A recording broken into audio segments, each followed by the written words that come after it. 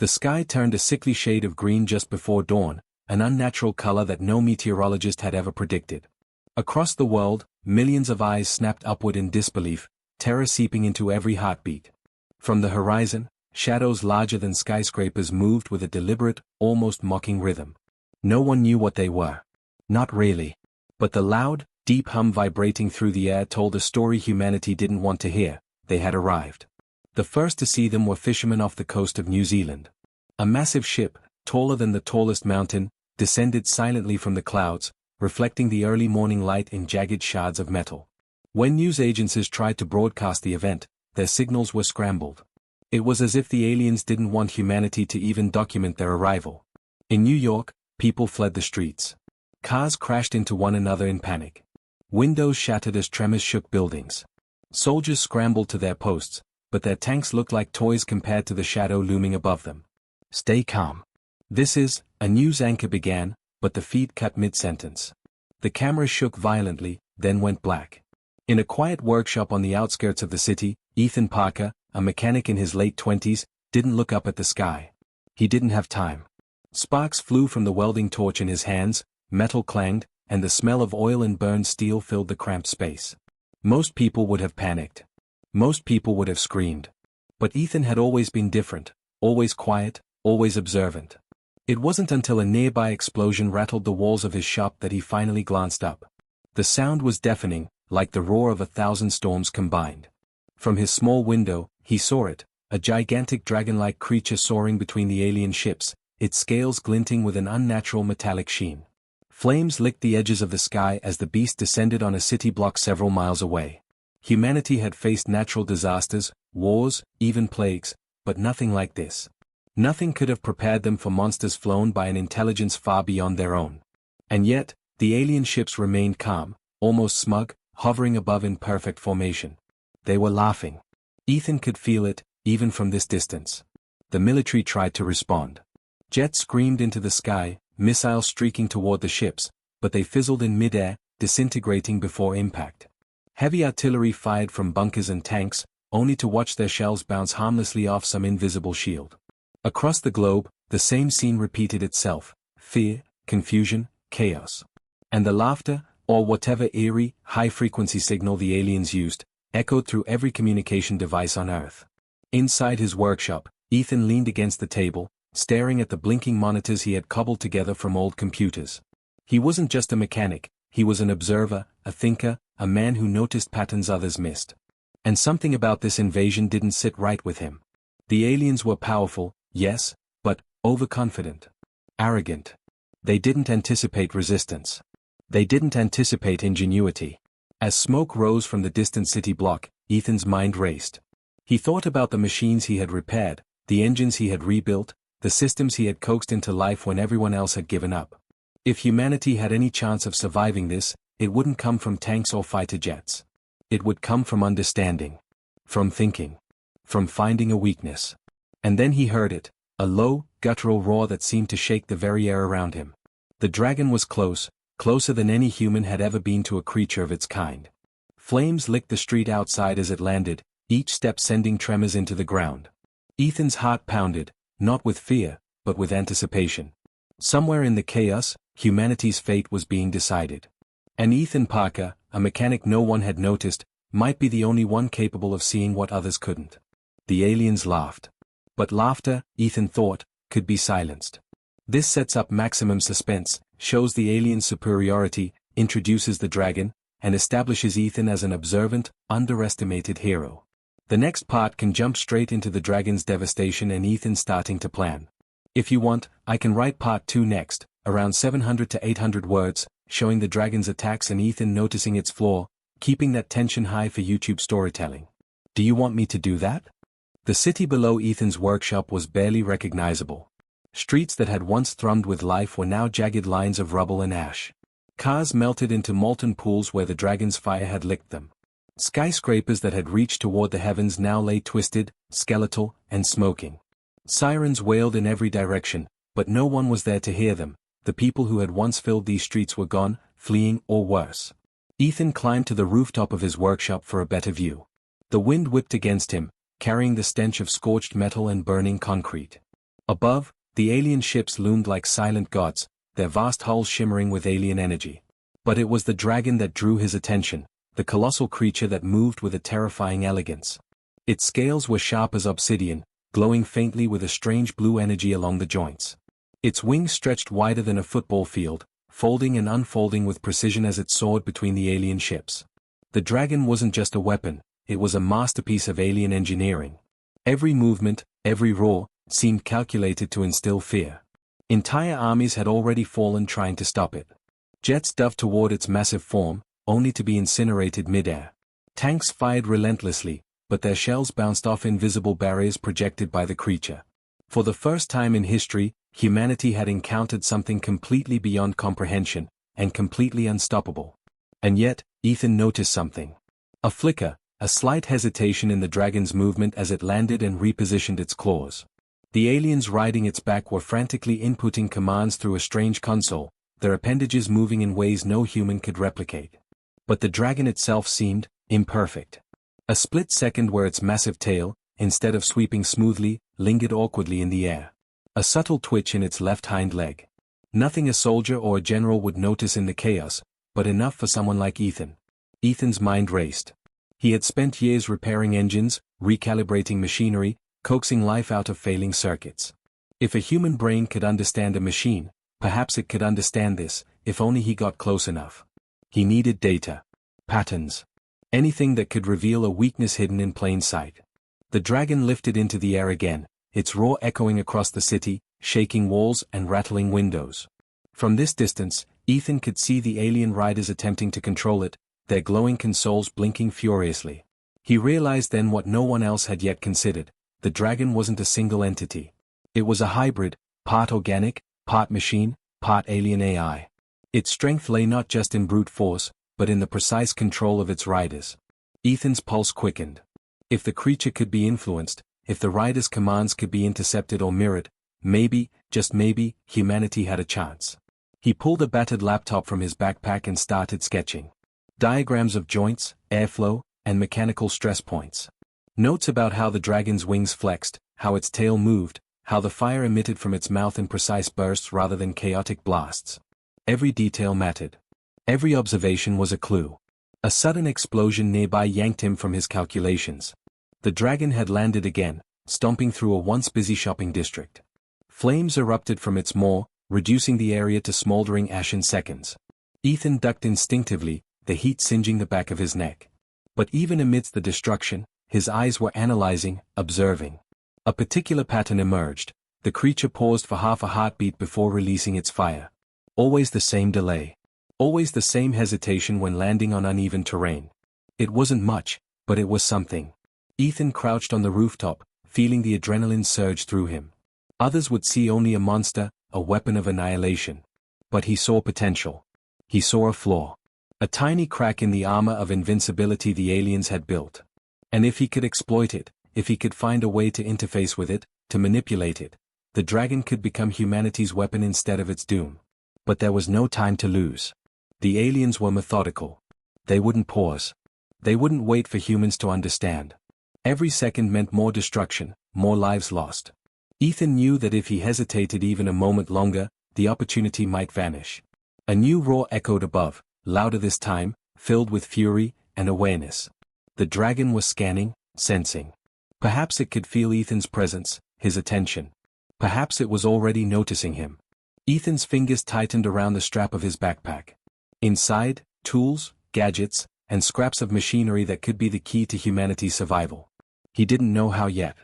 He didn't know if it would work. But one thing was certain, the monster that had reduced armies to ash was not invincible. And the quiet humans studying it, no one had underestimated him yet, but they would.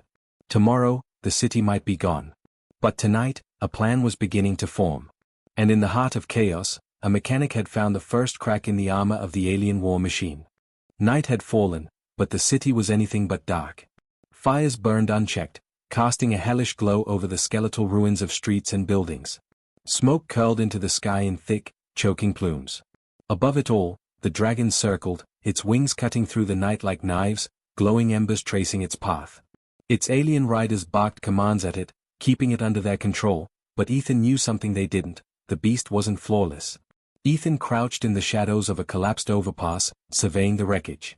Military drones and fighter jets lay scattered like broken toys. Tanks had been reduced to molten hulls.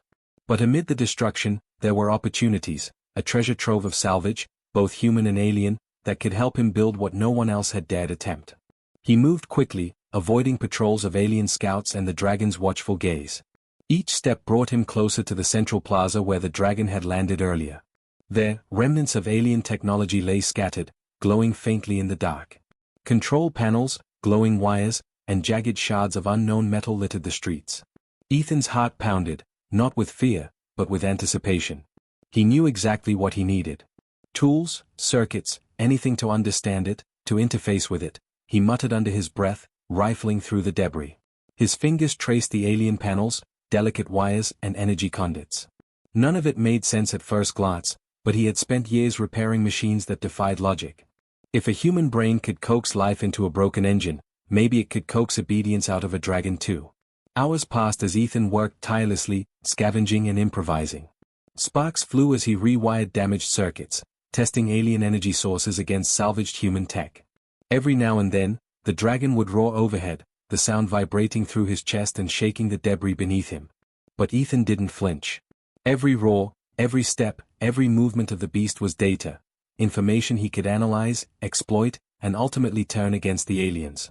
By dawn, a crude, but functional, device had taken shape.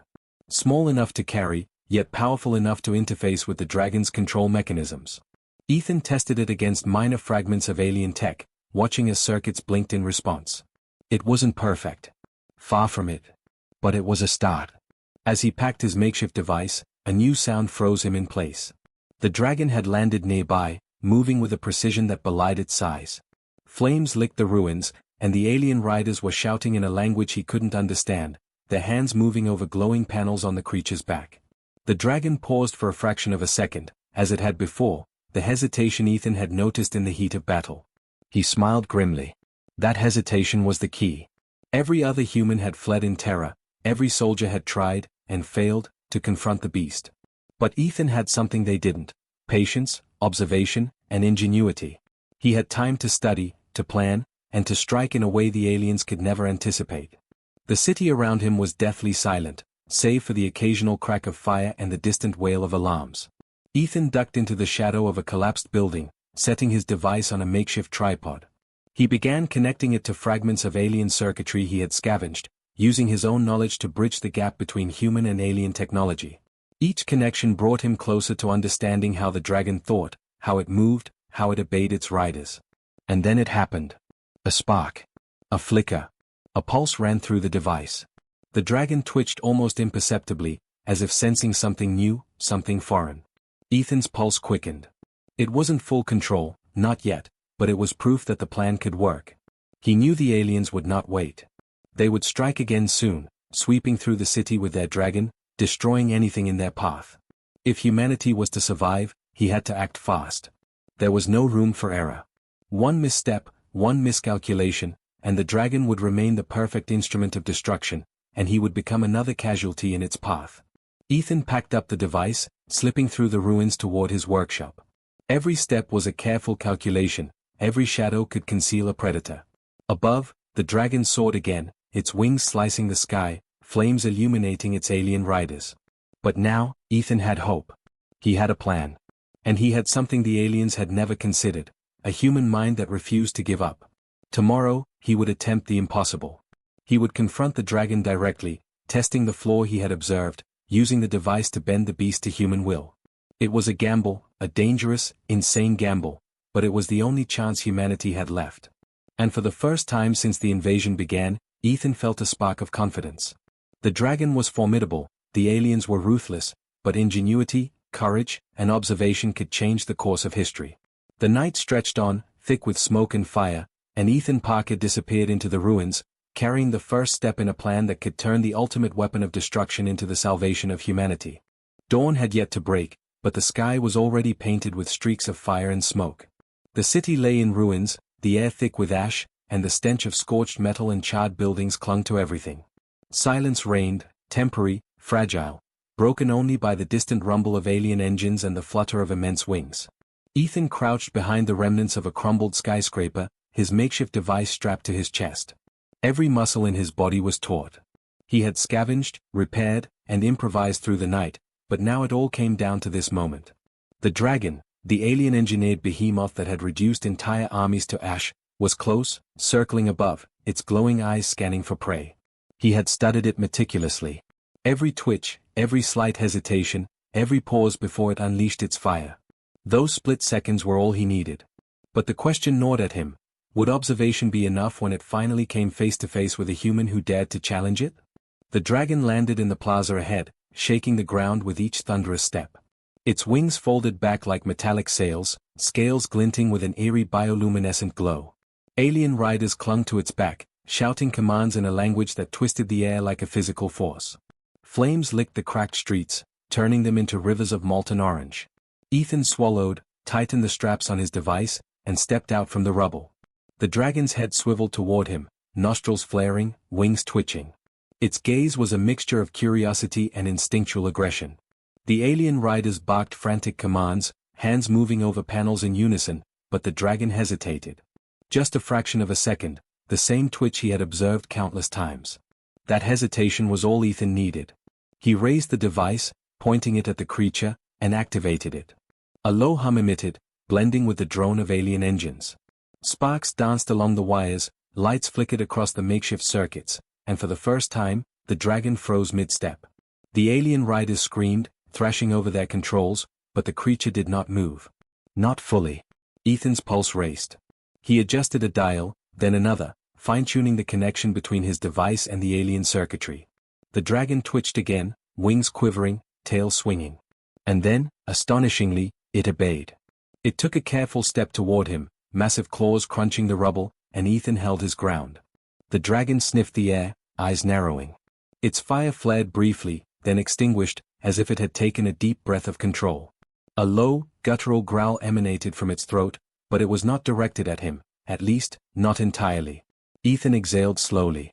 "Yes, that's it," he muttered, moving closer. The dragon's movements became synchronized with the adjustments he made on the device. Each twitch of its tail, each flex of its wings, responded to his commands. He felt a thrill surge through him. He was doing the impossible. The alien riders on its back realized too late what was happening. Their commands were overridden by a foreign signal, a human signal. They shrieked in alarm, trying desperately to regain control, but the dragon ignored them, pivoting its massive head to face them. The creature roared, a sound so powerful it rattled the very ground, and in a terrifying instant, it lashed out at the alien riders. Sparks flew, panels shattered, and the aliens were thrown from its back, tumbling helplessly into the rubble below. The dragon's wings unfurled, and it leapt into the air, now fully under Ethan's influence. Ethan's heart pounded as he guided it, testing the limits of control. The beast was alive, intelligent, and reactive, but it listened. Every movement he commanded, every step he directed, followed with terrifying precision. What had once been the ultimate weapon of destruction now became a terrifyingly beautiful instrument of human ingenuity. For a moment, the city seemed to hold its breath. Flames danced across crumbling buildings, smoke curled in the morning light, and above it all, a human and a dragon moved as one. Ethan realized the true scope of what he had accomplished. He had taken the unstoppable and bent it to his will. The alien invaders, confident, arrogant, dismissive of humanity, had underestimated the power of observation, intelligence, and courage. The dragon circled above, roaring in triumph, its eyes glowing with newfound allegiance. Ethan knew this was only the beginning. The aliens would come back with reinforcements. They would attempt to reclaim their weapon. But for the first time, humanity had a chance, a fighting chance. And at the center of it all, perched atop the dragon's back, holding the device that bridged two worlds, was Ethan Parker, the mechanic who had been underestimated by everyone. The dawn had broken, but for the first time, it carried not fear, but hope. The city was still smoldering when Ethan and the dragon soared above it. Flames licked the broken streets below, smoke curling into the sky like dark banners of war. But the devastation that had seemed insurmountable the night before now felt different, no longer a symbol of humanity's weakness, but the stage for its resurgence. Soldiers, scattered and demoralized, cautiously emerged from cover, their eyes widening at the sight above. The dragon, once a tool of annihilation, now glowed with an otherworldly allegiance, responding to Ethan's commands. Its wings sliced the air with precision, its claws no longer striking randomly but targeting alien machinery and reinforcements. Ethan felt the hum of the device pulse against his chest. Every movement of the dragon's massive body echoed his intent. He had observed. He had planned. And now, for the first time, humanity had leverage. Across the horizon, the alien fleet began to react. Ships dived and swirled, attempting to regain control over their weapon. But the dragon was faster, smarter, and unpredictable. It swooped down, dismantling smaller drones with massive, precise strikes.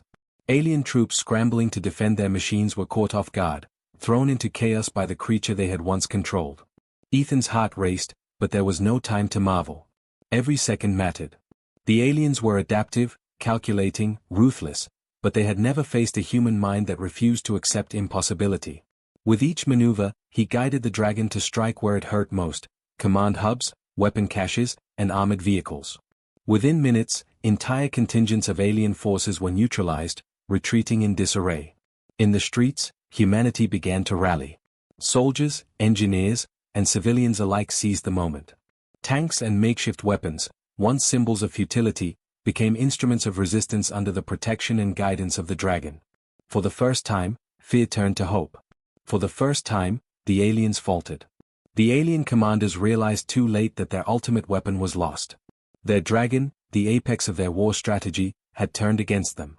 Panic rippled through their ranks as Ethan pushed the creature to its full potential: precision strikes, tactical sweeps, and calculated intimidation. Every roar of the dragon sent waves of confusion and terror through the invaders. From the ground, people watched in awe. The once feared monster had become a savior. They had underestimated humanity, but now they witnessed it in full force, a combination of ingenuity, courage, and resilience. Ethan guided the dragon to the heart of the alien assault, landing atop the largest remaining ship. Sparks flew as the massive claws gripped the hull, and the alien forces scrambled in a desperate attempt to regain control. But Ethan's device pulsed with energy, interfacing with the alien systems in ways they could not anticipate. Panels exploded, engines failed, and the alien ship began to crumble under its own weight. A deafening roar echoed across the city as the dragon unleashed a final, coordinated strike. Aliens were thrown from the wreckage, and the ship crashed into the ruins with a cataclysmic impact. Silence fell, broken only by the distant crackle of fires and the wind sweeping through the ruined streets. Ethan slid from the dragon's back, landing lightly despite the chaos. Around him, soldiers and civilians stared, mouths agape, unable to believe what had just happened. The dragon hovered above, wings folding back, glowing faintly as if acknowledging its new allegiance. For the first time in days, humanity breathed freely. The aliens had been defeated, their ultimate weapon turned against them, their arrogance shattered. And at the center of it all stood Ethan Parker, a mechanic who had been overlooked, underestimated, and dismissed. He looked at the dragon, now calm, its massive form illuminated by the rising sun. "We did it," he whispered, though the words felt almost insufficient. Humanity had survived. Humanity had fought back. And against all odds, one person's ingenuity had turned the tide of war. The alien fleet retreated, disappearing into the horizon, leaving behind only wreckage and the memory of their hubris. Humanity began to rebuild, stronger, wiser, and forever changed by the events of those harrowing days. Ethan Parker walked through the ruined streets, the dragon at his side, a symbol that intelligence, courage, and perseverance could triumph over even the most terrifying odds. The world had been mocked, but it had endured. And for the first time in history, humanity had the ultimate weapon of its own, the mind of a mechanic who refused to give up. As the sun rose, painting the city in gold and smoke, a new chapter for Earth began, one forged in fire, courage, and the unlikeliest of heroes.